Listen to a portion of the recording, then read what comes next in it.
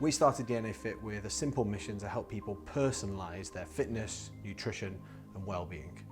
We realised that actually the average advice are not always serving the needs of people as an individual. So we help people identify the genetic factors which influence the way we respond to food, to exercise and to mental well-being. When training for the 400 metres, there are two schools of thought. You can either train like a sprinter, who then does some endurance training on top of his sprint, or you can train like a middle distance athlete, like an endurance athlete, who then occasionally does some sprint training.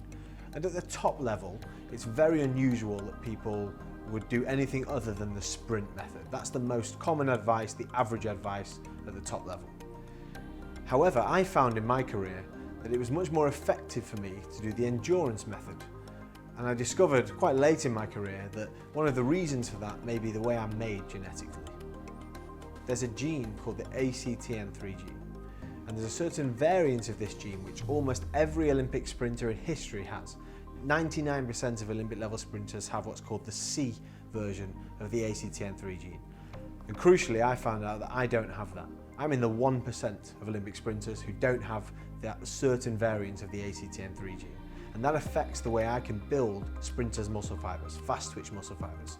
So by default, the way I trained should also have been anomalous. It should have taken that into account because I was the absolute anomaly when it comes to the genetic makeup of the average Olympic level sprinter. I wish I'd known my genetic profile a little bit earlier in my career so I could have stuck to the endurance-led program longer and helped play best to my genetic profile.